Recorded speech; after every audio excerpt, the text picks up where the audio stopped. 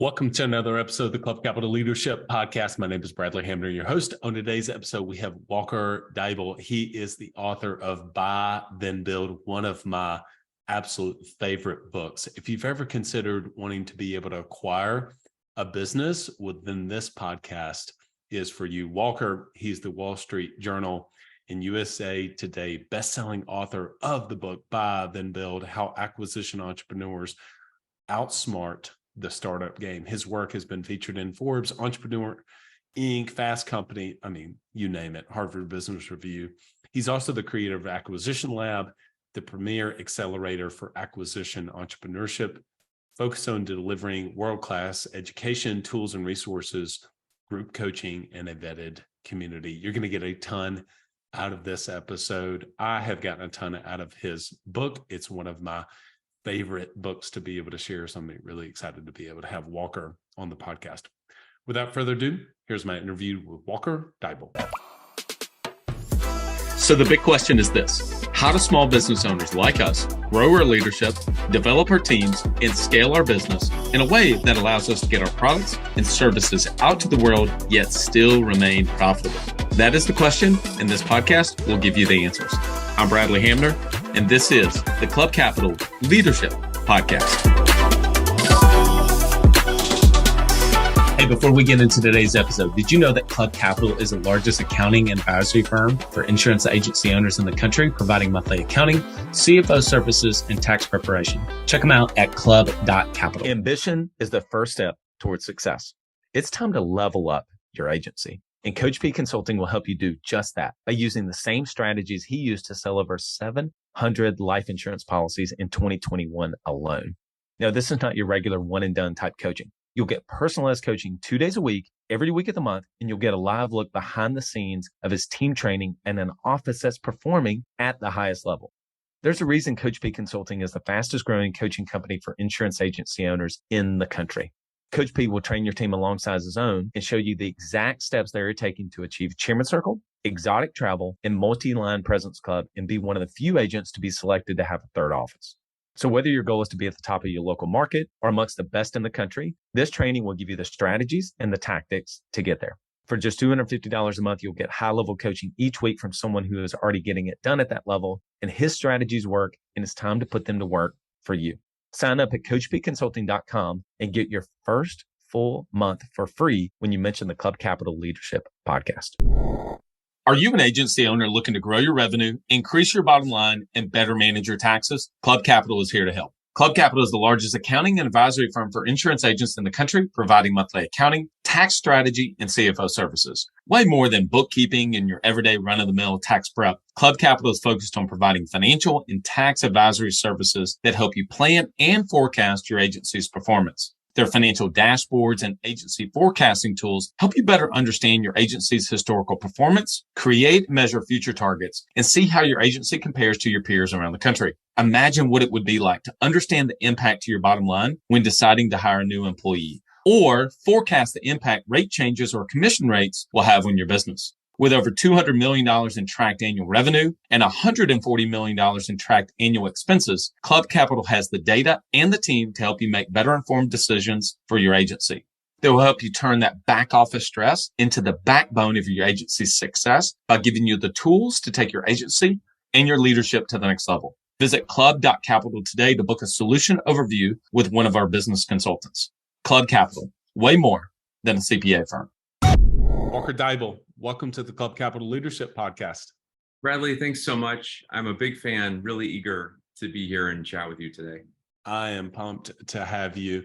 As I was sharing before we hit record, your book has had a huge impact on me personally. We'll dive into all of those kind of things in just a little bit about my own journey, et cetera.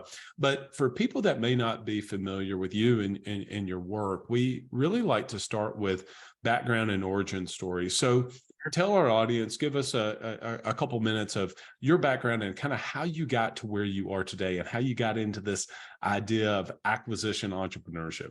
Yeah, Bradley, thank you. Okay, it kind of went like this. Along the way, I really was trying to I was trying to start a business from scratch, right? And like many entrepreneurs, right? That's sort of like what you do, especially if you were, coming of age during the tech boom and like the knots and all the rest of it. Like that's what entrepreneurship is, right? Like starting from scratch. Mhm. And I used my sort of MBA time as like a resume shield to try to like build this company. And I got pretty far. Was pitching investors and like had a national company that wanted to roll out our product. And long story short, 2 days before graduation, the rug got pulled out from under us. It completely failed.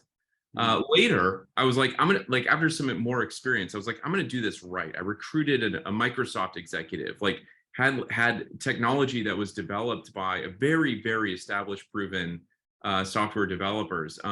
Oversubscribed to capital raise, went through a top 10 accelerator program, and 18 months later, we were completely out of cash. Hmm. With no product market fit, and it just died. And so I sort of realized that we all kind of think about entrepreneurship. When you go into it, everyone kind of thinks they're Han Solo, right? You're sort of like flying into an asteroid field and you're like, don't tell me the odds, like I got this, right? And you look at the magazine covers and you look at Elon Musk and like Steve Jobs and all these people, and it's like the reality is we all kind of know that like 10% of startups make it, like generally speaking. And yet we don't really like acknowledge that starting a business from scratch is sort of like punishment for people that don't understand statistics, right? Like Yeah. it's Yep. really hard. And Yep. the little thing that made the big difference for me, well, first let me say, so I got my MBA here in St. Louis, Missouri at Olin School of Business. And during that time, this was '02 to '04, technology, Silicon Valley was all the rage. Like they defined entrepreneurship. They still do, right? I mean, Mhm. it's ground Mhm. zero. But the thing is that being here in St. Louis, you can walk around, like one of the top 10 richest neighborhoods in the country. None of these people are in tech, Hmm. right? And you're sort of like, you're walking around like Whiteout Boulevard is here in Clayton. I would walk up and down it at like the biggest homes, and I would just be like, what do these people do? Like, this is not, Mhm. everyone's like quiet. They're doing old school businesses, all the rest of it. And I just sort of realized like, hey, why don't I go out? This was right after I finished my MBA. Why don't I go out and try to buy an existing business? I know they have revenue. I know they have infrastructure. And the biggest thing is they have existing earnings, Mm. which is what drives historical based valuations. And I think you can get bank loans around this. And so that was just the thing that started it all. Do you remember, was there something that when you had that thought, I mean, looking back on it, was there a conversation that you had, a book, a podcast? Like, what made you kind of flip the switch to Well, yeah. acquiring? Well, two things. Like let me be very clear. Both of my grandfathers ended up acquiring a company. So like it wasn't like a completely foreign concept, Yeah, right? sure. Yeah. Like my 80-year-old grandfather used to say things like, he was an officer in the Navy, and he would say things like, the only way you can ever make any real money is to own a business. That's all Mm. today, and he'd sort of walk away. He would have these like little lessons, Yep. and so he bought a company, and my other grandfather bought his father's company. And so it's one of these where starting a business from scratch, what I realized is when we are going out and raising capital, okay, what we're really trying to do, okay, is create an infrastructure that can generate revenue that covers its expenses so that there's a profitable number at the bottom line. That's called cash flow positive. If you don't get that bottom number, you're Hmm. not sustainable, right? It's just not sustainable. So as a way of getting around that, it was like, wait a minute, why am I trying to build infrastructure out of thin air? Why don't I just go acquire the infrastructure that's Hmm. already generating the money with the customers and the people and all the rest of it? Yep. Look, I mean, the other thing, Bradley, is like when you think about business valuation, right? Like there's sort of two ways to think about it. And the first is this kind of like future oriented Silicon Valley, like, high growth. I'm creating all this stuff. And what I'm going to do is, yeah, today my company might really be valued from a historical point of view at, $100, but trust me, in 3 years, this company's going to be worth $1 billion. And so I'm going to allow you to invest today at a deep, deep discount, and like I'm going to make you a lot of money. Yep. And you might buy that or not, right? That's a future-oriented valuation. Whereas a historical valuation is, I'm not a high growth company.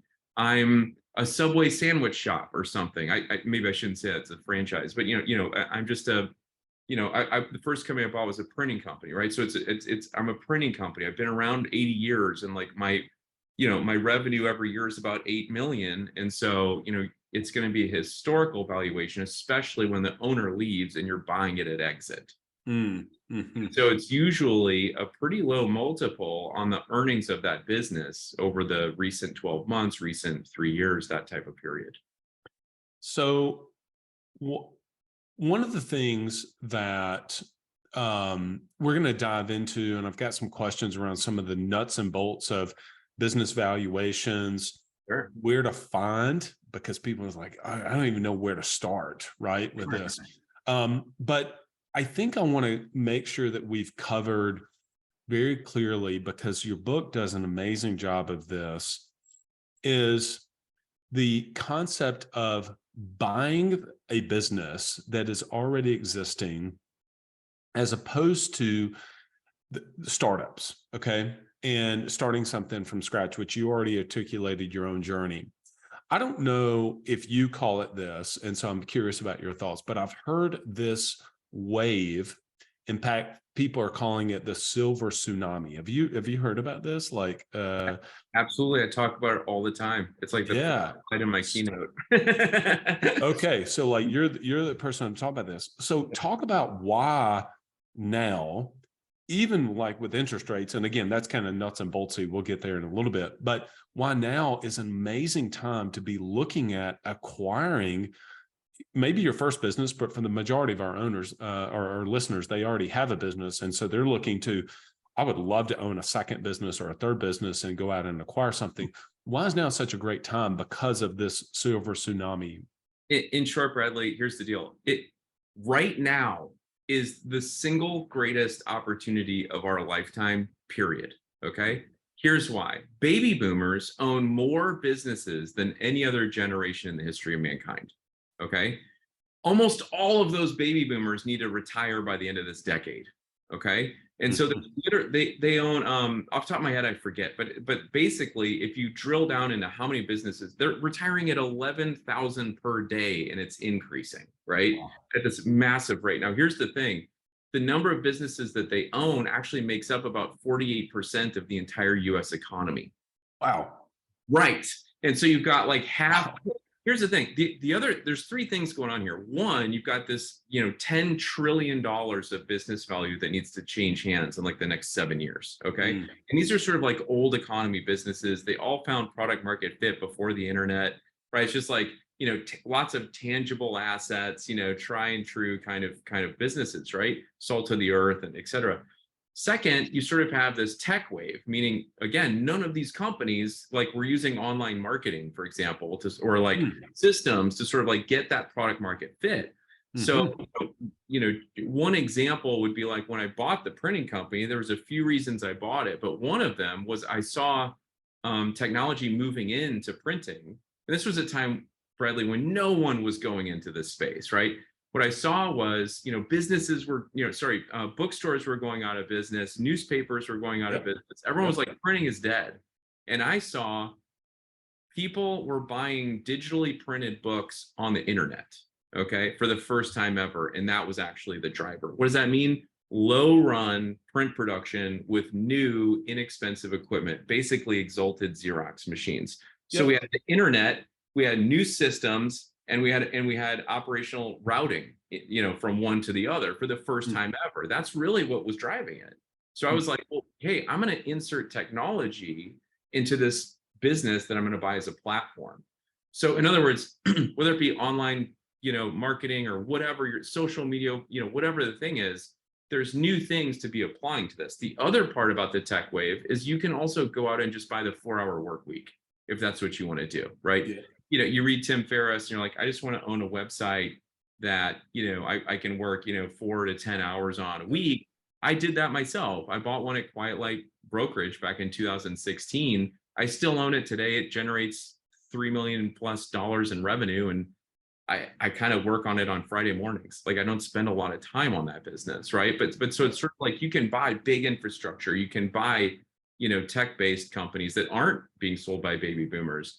And the third and most critical thing is that, look, the SBA in 2016 came out and said, look, we're going to allow 10% cash infusion on transactions up to $5 million. Okay. Mhm. So, like, you can buy one of the largest 4% of companies on earth for a cash down payment similar to the average down payment of a house. Okay. Wow. Yeah. Like, you need to understand that, right? And so the thing is like, financing has never been easier to get. Financing for acquiring a business, in my opinion, is way easier to get than running around for 12 to 24 months trying to give your equity away. Why would you give that away? That's the most valuable thing you have, Yeah. right? So you get to own all the equity. You get a bank loan, which is the cheapest debt. Footnote, let's talk about interest rates, right? It's the cheapest money out there. And then you've got the tech wave and this as you say, silver tsunami with the $10 trillion in business value needs to change. All right. So there's so many things that you mentioned there that is big.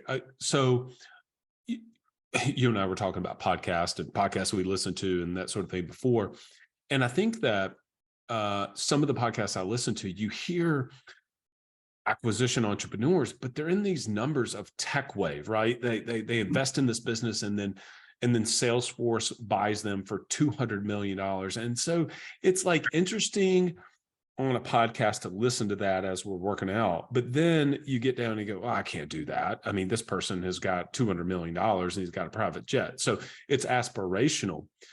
But what I think that people really need to hear is that there is cash flow positive, in some cases, boring businesses out there that are just pumping out cash.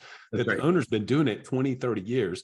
And if you go in there and acquire that business at with a 10% down payment, again, we'll get into some nuts and bolts on that in a second, and you overlay a skill of digital marketing, online marketing, something, social media, Google pay-per-click, whatever, and there's an opportunity for you to be able to really accelerate that business and bring it kind of into the 21st century, right? Absolutely. I couldn't have said it better. I think that, I look at it that there's sort of like 4 different business profiles, right? Mm-hmm. The first is this sort of like eternally profitable business. That's where I would categorize, to use your word, a boring business. Like, if you're just thinking about like something that like there's no real growth opportunities and it's just a cash cow, that's one of these like eternally profitable businesses. But then you have like you've got turnarounds, you've got high growth, and you've got, what I call platform companies.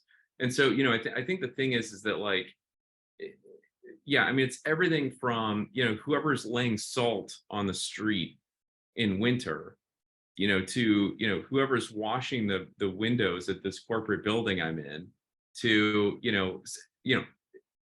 getting people scheduled on podcasts, getting entrepreneurs scheduled on other, I recently participated in a deal where there was a business that was helping entrepreneurs get placed on podcasts, right? Mm-hmm. Mm-hmm. And, like all of these types of things are available. Yep. The thing that I think most people get wrong, including business brokers, okay, is that, if you go in and talk to a business broker and, we're like, hey, I'm thinking about buying a business, will you talk to me? First of all, that's hard to get them to talk to you, but because they're not really economically incentivized to, it's kind of a waste of their time. But secondly, if you do, then the types of questions they're asking are things like, well, what's your background? Like, what industry do you work in? Like all these types of things. Mm-hmm. And if you say to them like, oh, well, I own an insurance company, they're going to be like, okay, and you just went, right?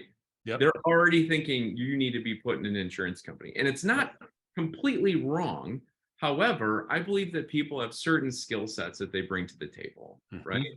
You might be a revenue generator or you might be a profit maximizer.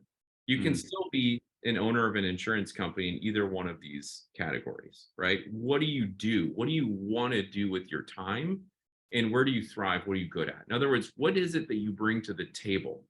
You don't bring to the table insurance. That's the product, right? Yep. You're either selling it or you're running the company, whatever you're doing. And then you need to understand the sort of 4 profiles we just went through and sort of say like, all right, if I think about, you're either an entrepreneur or you're not. We can talk about that. But then Yeah. sort of, Yeah. what do I bring to the table? What am I competent at? How do I want to design my life? Right? Like, Hmm. do I want to work at a 50,000 square foot warehouse in a business park and the only place to eat is like a McDonald's attached to a garage? Are you cool with that? Or do you need to be like a digital nomad? Do you need to be in like a beautiful downtown setting? All these things are relevant, right? And then you sort Right. of say like, all right, now I need to look at the opportunity of Mm. this business, right? The industry and the size are way last. Yeah. So what I hear in there is I think that you did a awesome job of articulating, and something that I share often. I really hope people pick this up, is that there are, regardless of the whatever it is that you're selling, insurance policies as a whole, there's these skill sets that you naturally have and that you could bring into a business that absolutely needs those skill sets. And so if you're an incredible marketer, right, there are these businesses that haven't had any marketing applied to them in years, let alone digital marketing as a whole, to be able to bring it up. Let me ask you a couple questions around those four. Can I jump in real quick? Yeah. I want to drive this home for people. Like the profile of a baby boomer business owner is someone who, there's sort of like a fat cat, gray-haired person whose business isn't growing as fast as it was in the 90s. They're not taking any risk. They don't have any debt on it because they already put all their kids through college. And they're just, they just sort of have figured out like, hey, I'm X years old and I own a business that's generating about this. And that's what they're doing, right? So if fresh blood comes in, buys them out, jumps in there and leads it to where it can go, that's the little thing that makes a big difference here. Sorry to interrupt. Yeah. No, that's great. What of the four profiles that you mentioned, is there one, because you're seeing this is what you help people to do, is there one that you see that of the 48% that the baby boomers do own right now, you see the most of? Meaning, do you see more of the platform, more of the turnaround companies, more of what mix? And that may not be a really fair question, may not have a scientific number, but you may have a gut feel of that. So it's not necessarily a question that can be answered. And the reason why is because the way that I define platform is different. And I call it sort of like platform and acquisition entrepreneurship, right? Versus platform for what private equity would call a platform, which would be the first acquisition of a planned roll up. Okay. So I treat it differently. And the reason I treat it differently is what I just went through with you on the last question was the prep funnel. Like, how do I identify the right business for me, right? And I define a platform as a business where the buyer, right, is going to be the right buyer for that business because they can lead the change that needs to happen, or they can extract the change, they can extract the growth. In other words, I wear a few hats. I help buyers at the acquisition lab. I work with sellers at Quiet Light, where I help them exit their online based businesses, and other things. And the thing is like, I started brokering because I want to understand deals more, right?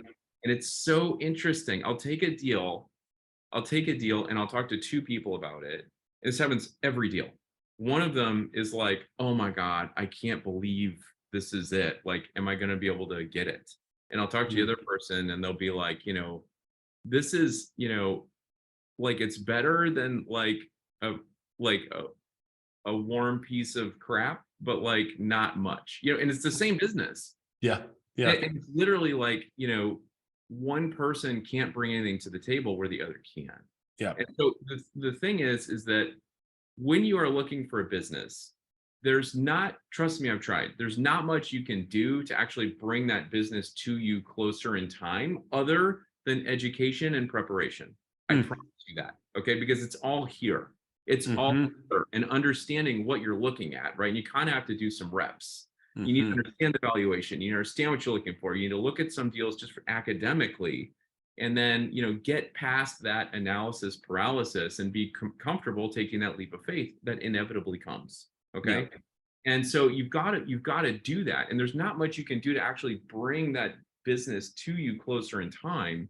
And so what happens is,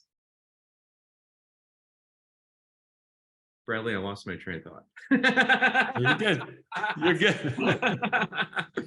Oh my gosh. What are we talking about? We're good. We'll edit. Ollie will edit all that out. It's no big deal. Hold on. So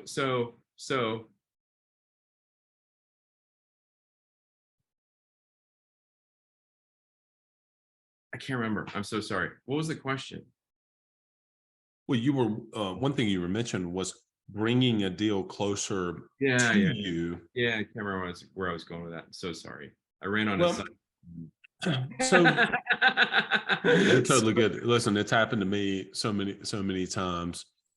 I'm on like 4 sleep. Okay, so this is my invite for you to attend the 2-day MBA. It is a free event for you to be able to register. It's 2 days. It's August 1st and 2nd. So Micah, CEO of Club Capital, is going to be speaking. One of my coaches, Mike Reed, is going to be speaking. He's awesome. David Peterson, Coach P, is going to be speaking. But if you want to be in a small group of other people who are working to be able to be better business owners, if you just become a better insurance agency owner or a better gym owner or a better behavioral therapy clinic owner, that doesn't necessarily mean that you are a really great business owner. So go to businessgrowthcurator.com/MBA. Would love to see you there. This is actually a really good segue into, I shared with you before we hit record that I began, this is really important. And it was your book gave me language. Language matters, that I began to self-identify myself as an acquisition entrepreneur. Okay. Mm-hmm. Super important, because when I began to accept that as like who I am, I then began the process of saying, okay, well, I need to educate myself. I need to start understanding business valuation. I need to start understanding how SBA loans work. I need to start understanding these things that maybe I know enough to be dangerous about, but if I'm actually going to go through it. So then I said, okay, well, then I need to set a kind of a bigger vision. I want to develop a holding company or portfolio, at whatever the right best terminology would be. By 2030, I own 5 to 10 businesses, because I feel like I have an idea for me personally where my skill set is and where my skill set isn't. Okay. And so therefore it would be agnostic to the industry specifically, but more so about what that business needs. And so it would become over time a match to say, I know what my skill set is to be able to acquire that. The reason I say that is not so much for me personally. I'm just more using my journey as an illustration. For people that may say, you know what, I've always wanted to buy a business. This is really interesting to me. Yep. Where do I begin? Okay, yes, pick up your book, of course, but where do I actually really begin? Because I feel like I need to self-identify my own strengths and weaknesses, businesses. I don't even know where to begin, Walker. Yep.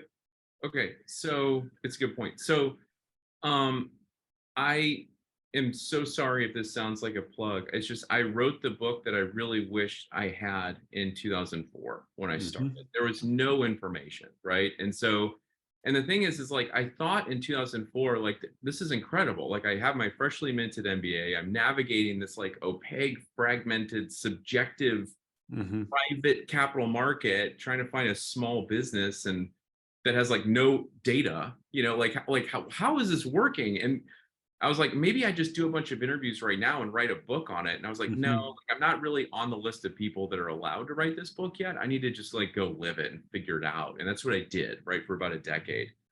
What I would do is, so shameless plug, go pick up Buy Then Build. It's like $17. Okay. If it really matters to you, reach out to me on LinkedIn or something. I'll hook you up with $17. It's okay. Right. I really will. If they're worried about that, entrepreneurship and acquiring business may not be right for them. Let's just be honest. I think that's true. And get the ebook, by the way, if you want reimbursement, $6.99. But anyway, so so check that out. But the point is like, and HBR, Guide to Buying a Small Business, came out around the same time.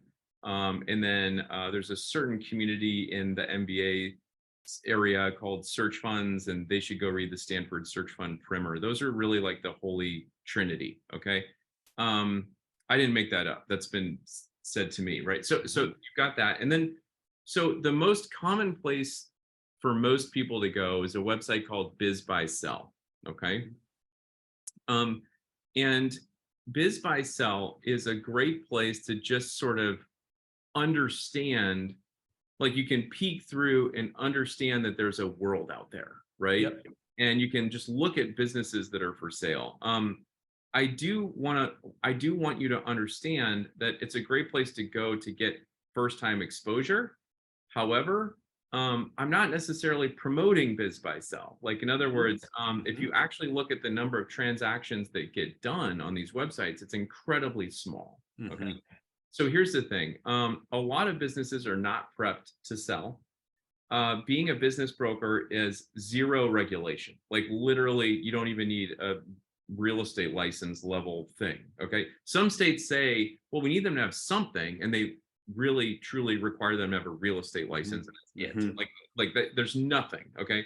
And so, like, you've got sort of like, there's a big range in like business brokers' ability, and there's a big range of businesses.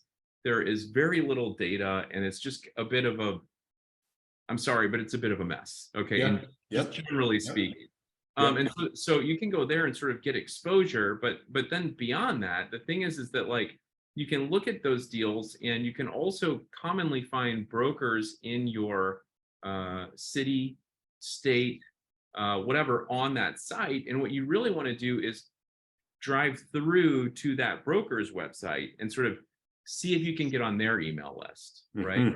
Because the thing is that, like, I'm not going to tell you that every business on Biz Buy Sell is just, trash. What I'm trying to say is that because of the inefficiencies and, frankly, uncapableness of, lack of skill and ability with like the ability to present these deals and prep them for exit and all the rest of it, a big percentage of deals that get listed don't actually sell. Okay. And because of that, all of those deals sort of go through a, like, here's step one, here's step two, here's step three. Some brokers just put on Biz Buy Sell on day one. Okay. You always want to be looking at the new deals if you are looking at Biz Buy Sell.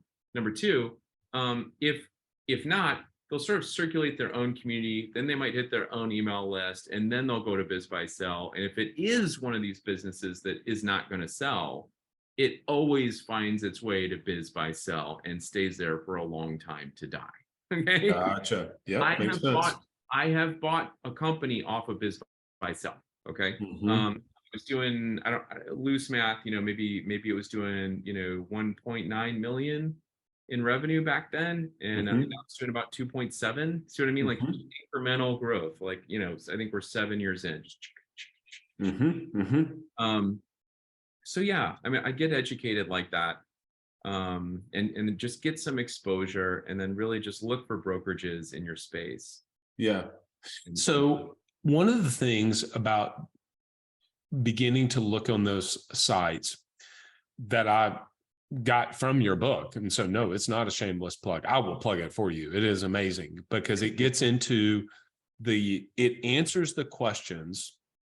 I think you did a great job of going high level and eye level, meaning it gives very tangible, specific things of like, oh, that was actually really helpful for me to start understanding how the SBA works, how to understand valuations work, et cetera, to understand multiples, and so that's kind of where I want to go next, is to help people, because we've mentioned it a couple of times. And I think that somebody who has not actually acquired a business may not necessarily get some of the language around what do you mean multiples of EBITDA or whatever. And maybe we don't do an MBA level of EBITDA or SDE and things like that, but really around their trading at multiples. And so, yes, you get software companies that are going to trade at much higher valuations, right? But typically, can you give maybe some hypothetical numbers of the typical businesses that you see in your accelerator that you're helping people with? Maybe give some revenue numbers, maybe give some pre-tax or EBITDA numbers, et cetera, and give some roundabout multiple numbers. Yep. So, okay, let's do it like this. Usually, I don't care if you're using SDE, EBITDA, adjusted EBITDA, whatever unit of measure. Okay. People like to use them interchangeably. They're actually very different numbers. Yeah, right. Let's get into that. And they have very different purposes, but it's kind of, you know, specific. So ultimately, all of them kind of point to, hey, this business is a black box. How much money does the black box generate? Right. Yep. And then from there, there's sort of like, at the end of the day, there's really like 6 things that build valuation. Like if you really just like freebase it down to its core. Okay. And the 2 big ones are earnings and historical growth. Okay. These are the fundamental drivers of value that put you in different ballparks altogether. It's like, are you in, you know, are you playing wiffle ball? Are you in, are you playing minor leagues? Are you in the major leagues? Like, where are you? What ballpark are you in? Okay. Makes sense. Yep. Yeah. Little league, like it's like little league, wiffle ball, you know, and then, you know, AAA, you know, whatever. But then you've got historical growth, meaning like, you know, so what ballpark you're in will tell you what multiple range the market usually rewards you with. Okay. Makes so sense. in other words, if you have $1 billion in earnings, okay, the odds that you're going to sell for 2 times earnings are 0. Okay, it's like that's way big. Okay, if you have a company that, you know, maybe is making, you know, $50,000 a year, okay, the odds that you're going to sell for like 2 times 50,000 are decently good, right? Very small company, like, you know. And part of that is just the risk associated with it. Like if you have $1 billion in earnings, like that's not going away next year. If you have 50,000 in earnings, it might not last 2 years, right? And that's what the 2 times is really suggesting, right? Yep. So I find, you know, we sort of touched on this earlier, like the little thing that sort of really drove this home for me is that when I was getting my MBA, a business that was doing $1 million in revenue was like laughably small. Okay. Later, after I acquired my first company, I was doing 8 million in revenue. I joined the Entrepreneurs Organization, which I can't promote enough. It's such a great organization for entrepreneurs helping each other. But the point is Vern Harnish was the founder of that group, and he wrote Scaling Up. And you know, I've met Vern and all the rest of it, and so he came out with his research that showed that only 4% of companies in the United States ever achieve $1 million in revenue. And I was like, what? That is like such a small hurdle for being totally exceptional. Right. So going back to startups, at the very beginning, we were talking about like maybe 10% of startups make it.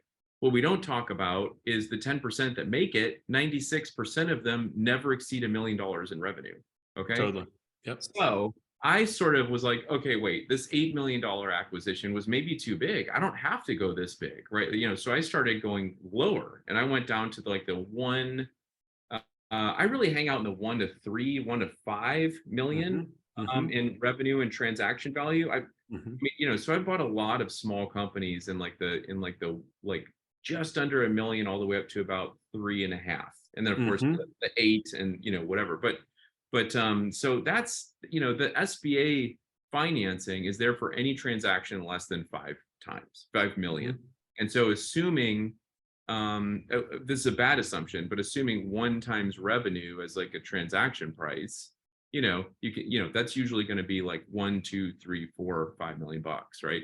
So, you know, in the acquisition lab, in the buy then build model, you know, let's just pick that $1 to $3 million revenue range, because that's kind of a sweet spot. Okay, so it's kind of a sweet spot. Most people can kind of buy one in that space, and also the multiples are very, very approachable, right? Like, yeah.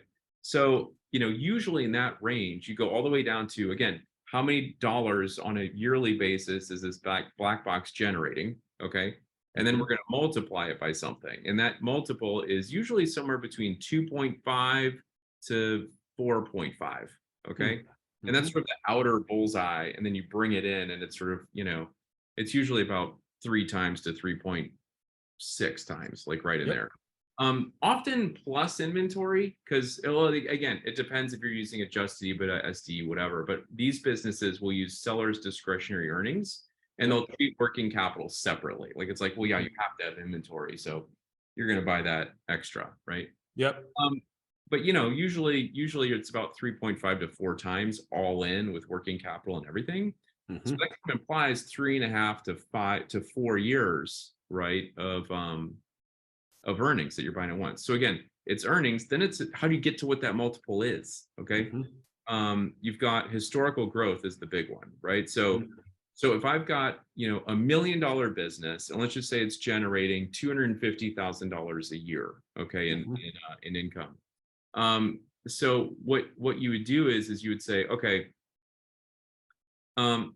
this business, last year was 500,000 and now it's $1 million in revenue, and you better buy it real quick because obviously it's going to be 2 million next year. Right. So the forecast, kind of says like, okay, we're going to do this discounted cash flow net present value recipe, but we don't do that. We just apply a multiple to it, right? Right. So that might be, let's just say 4 times as opposed to a lower number. On the opposite end, you might be 2 million, then 1 million this year. And it's like, well, geez, that's going right in the tank. So I might just offer maybe 2.5 or something like that. Right. And so that historical growth plays a big lever with it. And then there's other components like, general transferability, documentation, what are the business risks associated with this company, things like that. Yeah, no. And I mean, from that, so that's where you talk about, the owner is no longer in the business. And so what's the predictability of the revenue, given the fact that the owner at that 1 to 3 to 5 million or so in revenue probably had connection with the customers. And so therefore he or she is out. So you can apply a discount on that. They have all these systems, but they're not documented. So you can kind of beat up the valuation there. I mean, we could keep going with that, right? And again, it's like, I'm working on a listing right now where there's one, I think the list price on this business, and there's list prices on these size companies, right? The list price was like 1.9. Okay. One offer came in. There was multiple offers on this deal because there's a clear growth opportunity. Okay, which is well documented, very clean, easy to run, approachable, good year over year. Went out to market at 1.9 million. Okay, which was about 3.5 times. Okay, one offer came in at like 1.6.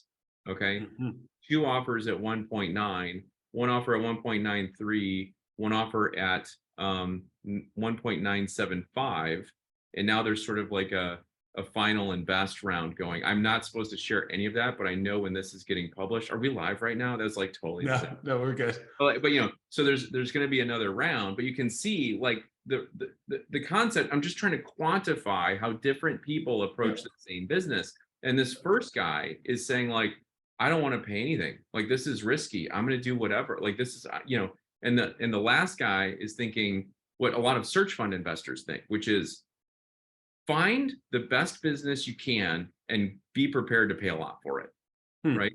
So it's like on the one hand, there's a few things out there. Like number one, everyone wants to wait for a recession and pay pennies on the dollar for a business. I've been through a few of these. That's not actually what happens. We can go there if you want.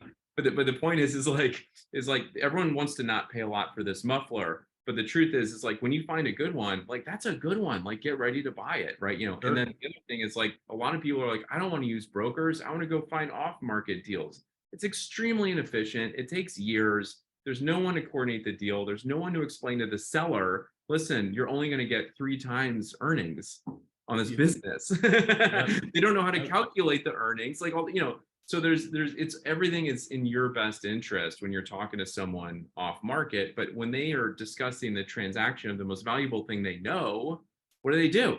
Yeah. They talk to a CPA. Maybe they talk to their insurance provider. How do I do this, right? Ultimately, they find a business broker, an M&A advisor, an investment banker who says, okay, here's around the value of your business. It's approximate, it's a range. Let's go to market and see what we can get. One thing that I wanted to share, whenever I started to dive into this a couple of years ago to even consider it, one thing that was really interesting to me, and now looking back on it, seems so obvious, but I just want to carve it out. Let's just use an extreme example. Mark Andreessen, right? Andreessen Horowitz. Uh-huh. I mean, the VC guys, the PE guys, they're not even remotely interested in your company unless it's 10 million plus, basically, Yep. on a super high growth market. So therefore, the businesses that are in that 1 to 3, unless there's just some crazy opportunity that's there, they're not even going to be sniffing around in any of this. And so therefore, and that was one thing I wanted to get you to be able to kind of share your thoughts on. And then the second part of it is it was really confusing to me at first. I thought, wait a minute, as the revenue and the EBITDA profit go up, the multiples were going higher. And I thought, wait a minute, what? That doesn't make sense to me. So a business that sells at 30, now I kind of understand it, because they're like, no, it's predictability, it's reliability. The due diligence costs are going to be the same regardless. And so they're going to put their money into this bigger thing. They're just not going to waste their time. Can you speak about those two things? I think it's important. Sure. The easy way to understand it is institutional capital, right? Like the true middle market. It's debatable where it starts, right? But it's truly like, 25 million in revenue to like 250 million. That's called middle market. Okay. And usually above that, it's like most of those companies are publicly traded, or they're very famous because there's only a few of them, right? Yep. And then sort of below 25 million is kind of a I don't know how to describe it. There's too small for people to be deploying capital. Let me say it like that. So institutional capital, private equity, what they do is they raise a whole bunch of money from other people, and they say, hey, I've got this investment thesis. So now I've got this, like last I checked, it was like, $14 billion or something like that. Like just in like FBA Amazon roll-ups, right? I mean, it's like massive amounts of money. And so they need to deploy this capital once they get it. And the big thing is that they usually pick a vertical, and then they go and they just acquire a bunch of companies in that vertical, and then they sell it to another private equity company, or they take it public, or whatever it is. Yep. Those businesses, those private equity investors are really looking at companies that have like $2 million in adjusted EBITDA or higher. 2 million is kind of low, right? That's the sort of like bottom of the barrel for institutional capital. And the big thing is they've got all this money, right? Like it's not a big fund that has 100 million, right? And they're trying to buy a few assets that they can manage with on less time, so they can scale, right? And so they're looking for companies that, maybe have 10, 20 million, right? And venture capital is private equity. It just has a different investment thesis. Right, okay? right. And so, when you start to get down into these like low growth companies with less than $2 million in earnings, that's where you start to say like, oh, okay. To your point, if a company has $1 million, remember we talked about the black box having earnings, however you want to call that. Yep. If that black box is generating 7 figures in annual earnings, and like there's historical proof that like it's pretty stable, pretty much the floor for a business like that is going to be like a 4 times. So like $1 million. Okay. Yep. And once you go below that, I'll even say it almost like getting a 4x is almost a ceiling, right? Yep. And the little thing that makes the big difference there is actually the type of buyer that's coming in. And they often will use different terms of a deal, right? So one of the things that I do, if I'm writing someone a check for, if I'm buying a company, let's just hypothetical, I'm buying a company that's generating, $375,000 in earnings a year, and I'm getting a loan, and a 90% loan, by the way. I'm writing them a check for $1 million.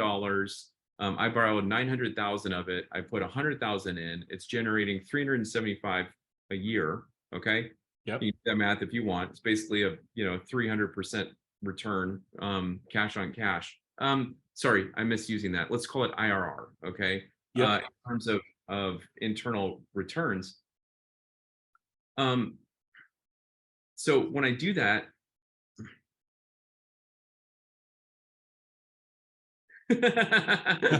I'm gonna be paying, like a 3 times, right? Yep. Because no one else is buying that thing, Mm-hmm. right? But then once that business gets bigger and you're at 1 million, now it's going to be like a 4 times. Yeah. So w- I want to ask around, and I want to be respectful of your time, but I do have to ask, do you think that buying and evaluating businesses helps the entrepreneur become a better entrepreneur because they see the business totally differently? Have you ever thought about that? Like you just begin to approach it in a different way about like what actually increases value in the business, and you become more skilled because you're actually saying like, oh, okay, now I actually know what it takes to take this business from 1 to 2, and or from 500,000 to 2, et cetera. Like it has helped me to be a better entrepreneur in even looking at some of these deals because I just see it from a totally different lens. Has that been your own experience, or for the people in your acquisition lab? Bradley, like it was Father's Day this last weekend. I can't even go get barbecue without trying to figure out the business. Like I'm looking at the tickets, I'm looking at how many people are staffed behind the counter, I'm Yeah. looking at the Yep. product, I'm looking at the line, I'm looking at how many tables they have. It's just sort of like, what's the marketing? Are they like, the big thing in barbecue is like, are they pushing the smoke out I don't even know if it's intentional. They just push that smoke out there and you're like, but your car just pulls over, even if Yeah. you're Right. like, yeah, it's like tribal, right? So absolutely, in other words, I think that you think a lot about, I talk a lot about Porter's 5 forces, right? So it's a very standard like MBA first year, core kind of concept that Michael Porter at Harvard University came up with. And people I went to school with are like, you don't actually use like Porter's 5 forces, do you? I'm like, dude, every day, like every day, because it's such a good model to figure out, okay, I'm just going to look at a business. Where's the power lie, right? Yeah. It's a pretty easy checklist. Is there supplier power? Is there customer power? What's the threat of new entrants? Like, is it really competitive? Is it, do you have a monopoly? Like, it's pretty easy to sort of say, like, where's the power lie? Because that's the person that has the leverage in the business model, right? And in my opinion, that's actually the best way to figure out risk in a deal, right? Yeah. So let's take a very specific example. I'm going to sell, I'm going to resell, I don't think you can do this. I'm going to resell Apple iPods on Amazon. What value am I providing? Not much. Not much. I'm somehow doing something with arbitrage there, but I have supplier power with Apple or wherever I'm getting these things, right? And Amazon has I call it platform power, right? Yep. Yeah, it's sort of like, they're controlling all of the customer interaction. So like that business, just go back to multiples, should not sell for a lot. There's no intrinsic value, right? Yep. So we'll leave it at that. Before you go, I do want to ask around financing. What has gotten mentioned is around SBA, but I think that one of the levers, and I'd love for you to kind of walk through a quick framework for people to even think about financing, because obviously the first place people go to is, I'm not sitting on $1 million cash. Yeah. So SBA, but also like the seller financing or owner financing, things like that. So give people that quick framework there. No, thank you. And that's also what I meant to mention with institutional buyers. Like, so I might write a check for $1 million and I'm like, here you go, see you later. Like, give me 30 days of training and get out of my way. And I don't want to hear from you. I don't want to write you checks later. It's just how I do it. Institutional capital will do all kinds of deferred stuff. Like they'll be like, all right, we're going to give you, different payments on the working capital amount, the inventory amount over time. We're going to insert, earnouts, which will reward you for upside, performance that we have, but we want to keep you involved, right? We want to give you, maybe there's even, I keep you on and it's pay and bonus. That's rare, but and then there's seller financing, which is where the seller becomes the bank. We talked about a few things that most buyers think they like, okay? Not using brokers, all these types of, I feel exactly the same way about seller financing, okay? And it's not a popular concept because people love the fact that they're like, oh, I'm going to walk into this business and I'm going to use the seller as the bank, right? and then I'm going to get their business, and I'm just going to pay them, or have the business pay them over time. Okay. Yep. Look, people win the lottery. It happens every day. Somebody wins. Okay. Things like that happen. However, if that is your business plan, I would say don't go to market with that as your business plan, because you're more likely to move to Hollywood and become an A-list actor. Like, it happens. Okay. But it's also like Steve Jobs is on the cover of a magazine because he is absolutely exceptional. It's these types of deals that are so exceptional that when they are heard of, it's like, oh my gosh, most deals that are going to have seller financing have a personal guarantee anyway. Okay. You're not getting around a personal guarantee by getting around the bank. Okay. Usually in a deal, seller financing is, I'm going to the bank. I can get all the money, but for some reason I'm preferring as the buyer to get, say, a 10 or 20% of the purchase price as a seller finance. And what I'm trying to do is attach the seller's interest to my interest. Okay. Here's the truth. Here's the truth. I'm buying your business for $1 million and you get 900,000 at closing, and I'm going to pay you another 100,000 over the next 10 years. Like, you don't really care. Like, you want the money, but like, if you're going to take that deal, it's because you're okay with the 900,000 at the end of the day. Exactly. Yeah. And I think that actually is something is really important for people to get, is that they get fixated on the price, what the asking price is. And yet the probably just as valuable is the terms of the deal, what the actual terms of it are, which is not discussed as much, right? Yes, the terms are are the thing. Like, I mean, I've worked on, 7-figure transactions where the seller, the day after closing, has low 7 figures in their pocket. I mean, and that's ultimately what you're talking about, right? It's sort of like, how do I buy it with less money? And, it's terms, and multiples get really big when terms get really good.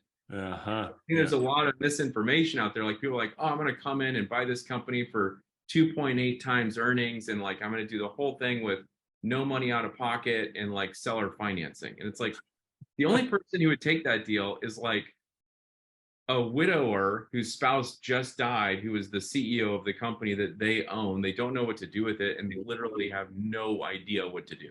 No idea. So if you are literally taking like I am a 0 out of pocket, no cash down, 100% non-personal guaranteed seller financing acquisition entrepreneur search, then you need to look for people that are dying. You need to look for people that are getting disabled. You need to look at people with drug problems, right? And what's the other one? It's like a divorce, right? You need to be right there. You need to be the warm stove when all of these things happen around the business people, or right around the business owners.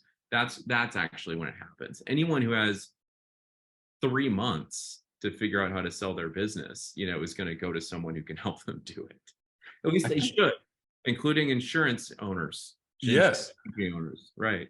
I think we should have scheduled this for 3 hours, and I would have just made it a 3-part podcast, because it was like I could have so many questions around this.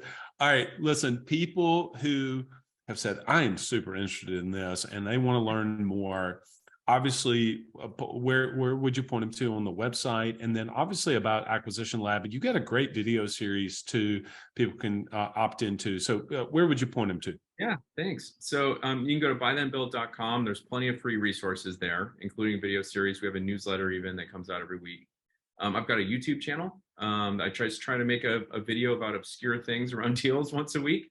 There's a Facebook group, a Buy Then Build Facebook group with about 10,000 people in it. Deals are happening in there. Okay. They really are. People are getting deals done. Those are some great free resources. I built the Acquisition Lab because I was like, there needs to be some way for business buyers to basically get buy-side advisory services in small groups, right? And, this is not your standard coaching program. We vet to the point that 75% of people that apply don't get in. So we've got an amazing group of people that I can't even believe I'm a member of. It's education, it's world-class education. I won't go into why. A vetted community, tools, resources, supplier network, and the tools that you need, right, in order to get these things done. So, the biggest thing, in my opinion, that we do is we help people get out of their bedroom or their living room, and in a group of people that are trying to tackle something, surround them with world-class education, the same, language and terms, and then we just bury them with coaching. That's And awesome. we have acquisition entrepreneurs, successful AEs that are coaching every single day of every single, oh, well, not the weekends. And then I run the search for them every other week, where we just go deep on 3 deals at that time, just member stuff. So Man, that's awesome. That's awesome. We'll put the link in the show notes and our email that goes out as well.